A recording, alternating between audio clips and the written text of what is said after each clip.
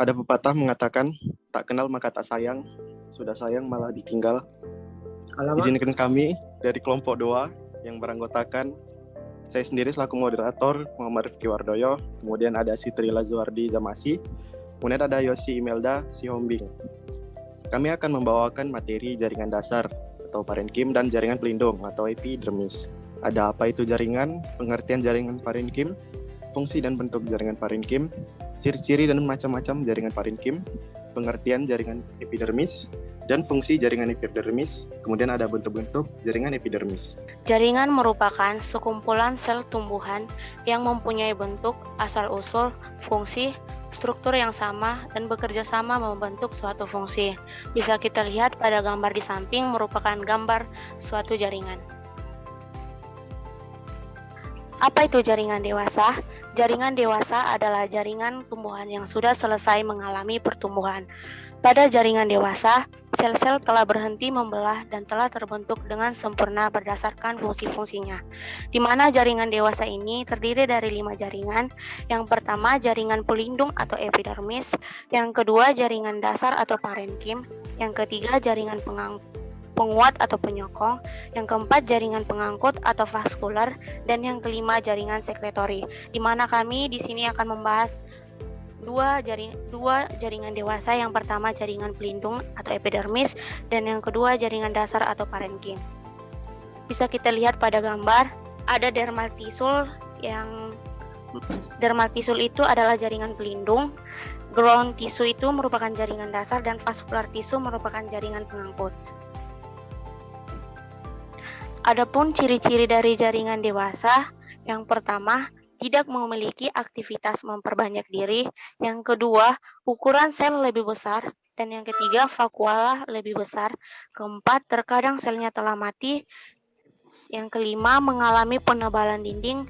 Dan yang keenam, dijumpai ruang antar sel. Selanjutnya, saya akan menjelaskan jaringan dasar atau parenkim. Jaringan dasar atau parenkim, kenapa dikatakan jaringan dasar? Karena terdapat pada organ dasar tumbuhan seperti akar dan batang. Jaringan parenkim adalah jaringan dasar pembentuk tubuh tumbuhan. Jaringan parenkim memiliki sel-sel bulat yang berdinding tipis dan terdapat di semua bagian tumbuhan. Sel-sel pada jaringan parenkim tidak terspesialisasi sehingga dapat beradaptasi fungsinya sesuai dengan tempat di mana jaringan tersebut berada. Bisa kita lihat dari gambar pertama merupakan parenkim pada batang, dan gambar yang kedua parenkim dari empulur singkong. Dan sel-sel parenkim yang telah dewasa dapat bersifat meristematik bila lingkungannya memungkinkan. Jaringan parenkim terutama terdapat pada bagian kulit batang dan akar, mesofil daun, daging buah, dan endosperma biji. Sel-sel parenkim juga tersebar pada jaringan lain seperti pada parenkim xilem, parenkim floem, dan jari-jari empulur. Adapun struktur ataupun bentuk jaringan parenkim bermacam-macam umumnya. Adapun bentuknya ada bermacam-macam, ada yang membulat, memanjang, bertonjolan atau seperti bintang. Jaringan parenkim dewasa dapat tersusun atas sel-sel yang rapat satu sama lain tanpa ruang antar sel, tetapi kebanyakan mempunyai ruang-ruang antar sel itu teratur sedemikian rupa sehingga membentuk suatu sistem tertentu. Bisa kita lihat pada gambar yang paling ujung merupakan gambar Oryza sativa, di mana ruang antar selnya sangat sempit dan di sampingnya itu ada ruang antar selnya sangat lebar dan fungsinya untuk menyimpan udara. Bentuk jaringan parenkim pada batang dan akar, parenkim dapat dijumpai di antara epidermis dan pembuluh angkut sebagai empulur dan korteks batang. Bisa kita lihat pada gambar A merupakan penampang melintang batang pada batang dikotil, dan gambar B merupakan penampang melintang batang pada batang monokotil. Adapun ciri-ciri dari penampang melintang batang dikotil, yang pertama, jaringan epidermis lapis tunggal dengan kutikula yang tebal, terdapat rambut pada epidermisnya atau multicellular hairs. Hipodermis umumnya berupa kolenkim, ukuran berkas pengangkut seragam, Tidak terdapat rongga pada berkas pengangkut, tidak terdapat selubung berkas pengangkut dan pembuluh silem kecil serta banyak namun parenkim sedikit. Adapun batang monokotil, tidak terdapat rambut pada epidermis, hipodermis lapisan di bawah epidermis umumnya berupa sklerenkim, terdapat rongga protosilem, berkas pengangkut dilindungi selubung berkas pengangkut, dan tidak terdapat parenkim floem, umumnya tidak terdapat pertumbuhan sekunder. Dan pada daun, parenkim dijumpai sebagai mesofil daun. Jaringan ini mengalami diferensiasi menjadi jaringan tiang dan jaringan bunga karang. Pada buah dan biji, parenkim dijumpai sebagai tempat penyimpanan makanan cadangan. Jaringan parenkim juga terdapat pada selubung berkas pengangkut. Bisa kita lihat pada gambar, ada perikap di mana terdiri dari endokap merupakan lapisan dalam, mesokap merupakan lapisan tengah, dan esokap merupakan lapisan luar. Adapun penjelasan dari lapisan dalam atau endokap, yaitu endokap merupakan lapisan paling dalam pada buah, biasanya mengelilingi biji. Endokap ada yang lunak dan keras. Pada buah-buah berdaging lunak dan tebal, umumnya endokap bersifat lunak. Pada buah kelapa contohnya, endokap bertekstur sangat kaku dan keras yang kita kenal dengan tempurung kelapa. Endokap tersusun atas jaringan epidermis dan sklerenkim. Yang kedua ada lapisan tengah atau mesokap. Lapisan ini dikenal juga dengan nama daging buah. Lapisan mesokap merupakan lapisan paling tebal pada buah dan tersusun atas jaringan parenkim. Yang ketiga ada lapisan luar atau esokap. Lapisan ini lebih dikenal dengan kulit buah. Kulit buah ada yang lunak dan keras. Kulit keras umumnya terdapat pada buah-buah kering yang mengandung sedikit air seperti kacang tanah misalnya. Yang kulit lunak biasanya terdapat pada buah-buah yang berdaging lunak atau basah atau mengandung banyak air seperti tomat atau pepaya. Lapisan luar buah ini terdiri dari jaringan epidermis dan dinding yang tebal. Adapun seed yang pertama ada di situ kita lihat endosperm, embrio dan seed pod. Itu merupakan bagian-bagian dari biji. Yang pertama ada seed pod atau kulit biji. Kulit biji antara satu buah dengan buah yang lain memiliki perbedaan struktur. Ada yang tebal dan ada juga yang tipis. Ada yang lunak dan ada juga yang keras. Umumnya tersusun dari jaringan epidermis dan jaringan parenkim yang tebal. Dan fungsi utama kulit biji ini adalah untuk melindungi lembaga dan endosperm dan dari kekeringan, kerusakan mekanis dan dari serangan serangga, jamur atau bakteri. Yang kedua ada endosperm, merupakan jaringan penyimpan cadangan makanan yang diuntukkan untuk biji ketika masa pertumbuhan. Bahan utama yang disimpan di endosperm ini yaitu karbohidrat, protein, dan lemak. Yang ketiga ada lembaga atau embrio. Embrio merupakan calon tumbuhan baru. Embrio ini terdiri atas akar lembaga atau radikula, daun lembaga atau kotiledon, dan yang ketiga ada batang lembaga atau kaulikula. Bagian ujung bawah akar lembaga disebut dengan hipokotil dan fungsinya adalah untuk membentuk akar primer. Kotiledon atau daun lembaga terdapat di kedua sisi lembaga dan kotiledon ini berfungsi menyimpan cadangan makanan. Batang lembaga nantinya akan berkembang menjadi batang tumbuhan. Adapun fungsi dari jaringan parenkim yaitu yang pertama sebagai jaringan dasar, yang kedua sebagai penyokong tubuh saat vakuola berisi air, yang ketiga sebagai tempat penyimpan cadangan makanan, yang keempat parenkim yang berklorofil berfungsi untuk berfotosintesis, yang kelima ada untuk menjalankan fungsi kehidupan tumbuhan, contohnya untuk respirasi, digesti, fotosintesis, khususnya fungsi metabolik, penyimpanan, dan penghantar. Selanjutnya ada jaringan parenkim memiliki ciri-ciri. Yang pertama, jaringan yang terbentuk dari sel hidup. Yang kedua, jaringan dengan struktur morfologi serta fisiologis yang bervariasi. Yang ketiga, memiliki ruang vakuola yang besar. Yang keempat, berfungsi dalam berbagai fungsi metabolik, sintesis, dan tempat penyimpanan bahan organik. Selanjutnya ada ciri utama sel parenkim adalah memiliki dinding sel yang tipis serta lentur. Beberapa sel parenkim mengalami penebalan, seperti pada parenkim xilem. Sel parenkim berbentuk kubus atau memanjang dan mengandung vakuola sentral yang besar.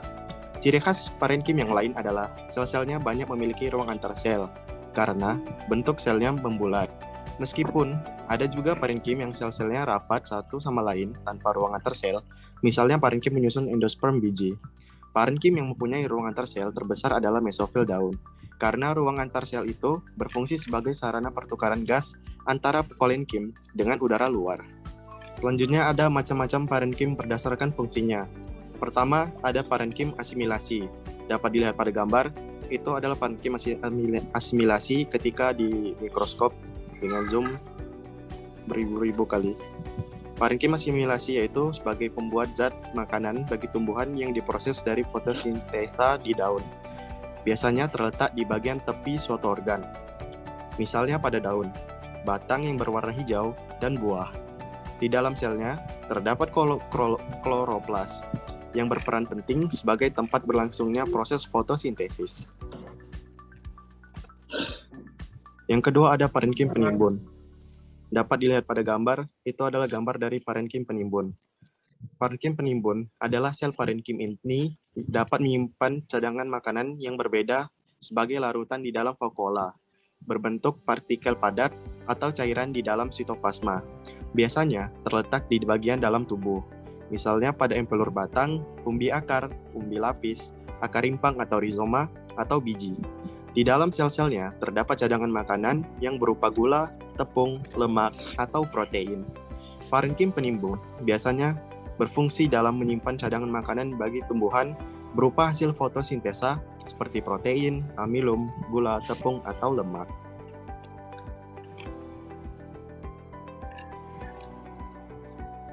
Yang ketiga ada parenkim air. Dapat dilihat pada gambar, itu merupakan gambar parenkim air. Parenkim air adalah sel parenkim yang mampu menyimpan air. Umumnya terdapat pada tumbuhan yang hidup di daerah kering atau xerofit, tumbuhan epifit, dan tumbuhan sukulen. Parenkim air berfungsi sebagai tempat menyimpan air pada tumbuhan xerofit atau epifit, atau sedikit air, untuk menghadapi kemarau, misalnya pada tumbuhan kaktus dan lidah buaya. Yang keempat ada parenkim udara atau aerenkim. Dapat dilihat pada gambar, itu merupakan gambar dari parenkim udara yang telah di mikroskop. Parenkim udara adalah jaringan parenkim yang mampu menyimpan udara karena mempunyai ruang antar sel yang besar. Aerenkim banyak terdapat pada batang dan daun tumbuhan hidrofit. Parenkim udara disebut sebagai aerenkim bertugas menyimpan udara dalam kantung besarnya. Terdiri dari sel gabus dengan rongga yang besar sehingga membantu menjaga kelebihan air pada tumbuhan dengan habitat perairan. Ruang antar selnya besar, sel-sel penyusunnya bulat sebagai alat pengampung di air. Misalnya parenkim pada tangkai daun tumbuhan enceng gondok. Kemudian ada macam-macam parenkim berdasarkan bentuknya. Pertama, parenkim pagar atau palisade.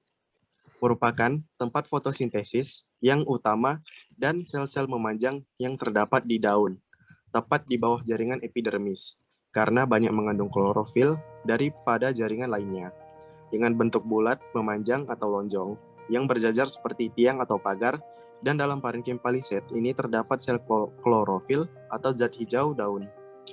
Parenkim pagar berfungsi sebagai tempat fotosintesis. Selanjutnya yang nomor 2 ada parenkim bunga karang atau jaringan spons. Merupakan lapisan sel-sel yang tidak teratur, banyak rongga udara, dan berada di bawah lapisan jaringan tiang. Pada bunga karang, terdapat klorofil dalam jumlah kecil, atau tidak seperti palisade. Bunga karang berfungsi sebagai tempat fotosintesis.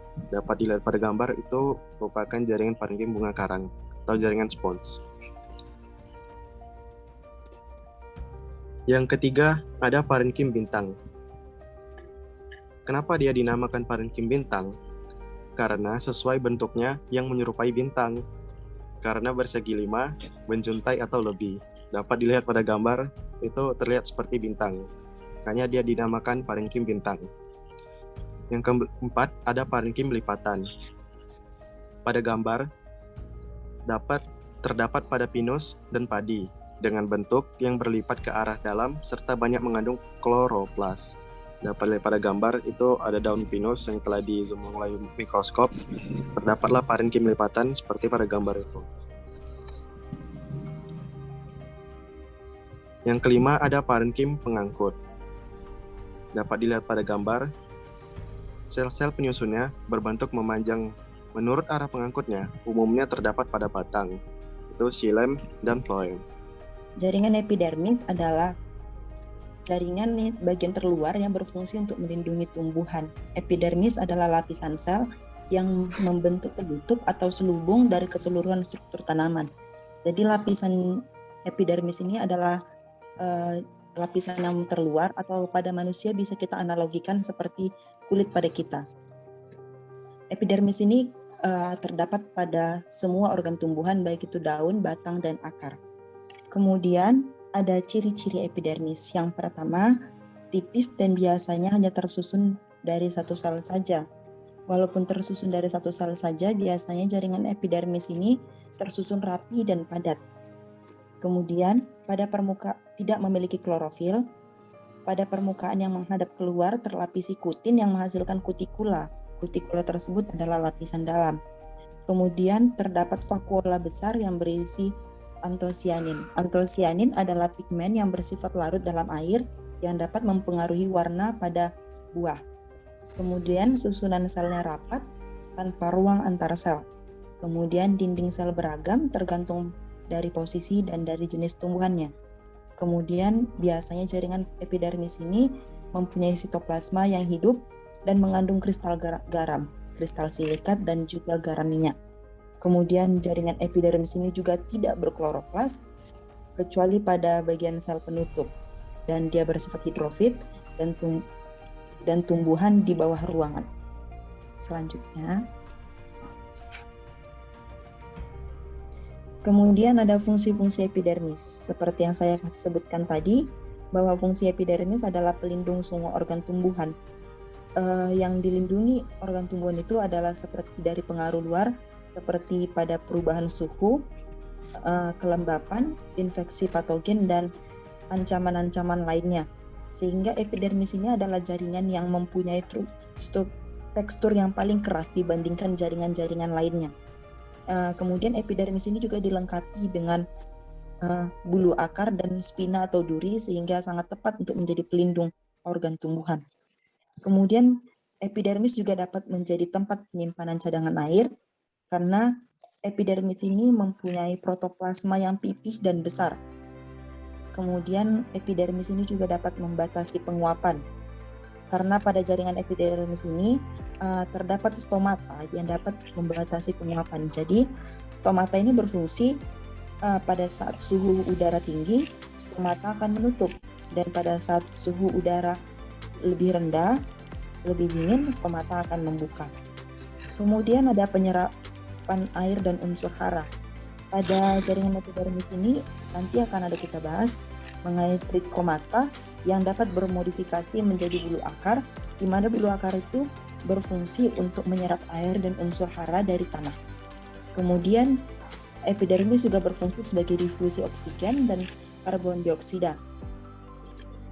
Fungsi ini hanya terdapat pada stomata yang terdapat pada daun, yang difungsikan pada saat proses respirasi dan proses sekresi hasil fotosintesis.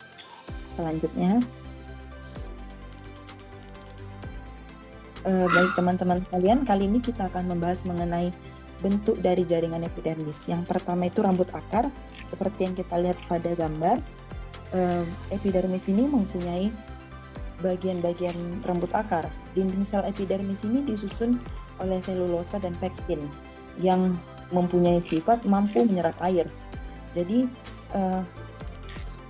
epidermis ini bermodifikasi sehingga sel-sel epidermis pada rambut akar ini tidak lagi serapat sel-sel epidermis pada jaringan-jaringan lainnya, pada organ lainnya seperti daun dan batang. Selanjutnya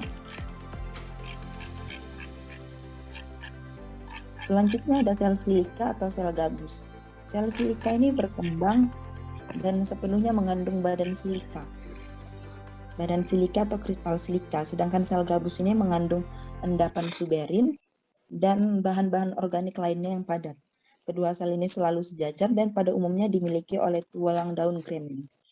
Selanjutnya ada litokis. Litokis ini adalah sel yang mempunyai epidermis yang dia normal dengan perubahan tertentu ke arah dalam. Sel tersebut, sel litokis ini biasanya berisi kristal kalsium karbonat yang dikenal dengan sistolit. Nah, bisa kita lihat pada gambar. Ini litokis ini terdapat pada epidermis ficus dengan penebalan sentripetal yang tersusun oleh tangkai selulosa.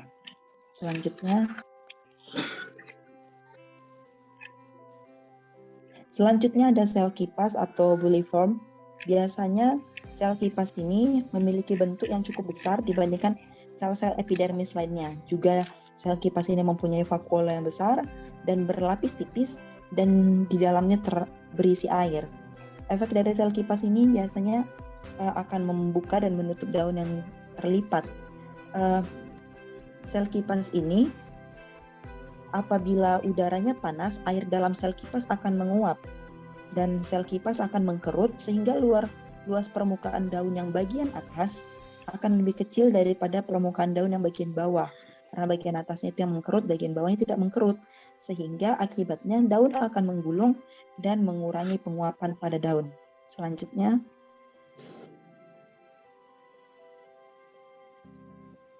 ada stomata seperti yang ditunjukkan pada gambar tersebut. Stomata itu adalah akses dan mempunyai dua sel penutup. Sel penutup merupakan kedua sel yang mempunyai bentuk khusus yang berfungsi untuk menutup celah. Stomata dapat didapati pada daun, rizoma, batang, perhiasan buah, bakal buah atau biji. Letak stomata ini juga sejajar dengan permukaan epidermis atau juga dapat tenggelam. Stomata ini adalah mempunyai sel-sel yang mengelilingi stomata. Sel-sel yang mengelilingi stomata inilah yang kita sebut dengan sel tetangga, yang fungsinya adalah untuk memberikan sinyal adanya perubahan osmotik, sehingga apabila terdapat sinyal perubahan osmotik, stomata akan dapat menunjukkan sikap apakah menutup atau terbuka. Apabila suhu udara sedang tinggi, stomata akan tertutup dan sebaliknya. Selanjutnya ada trikoma.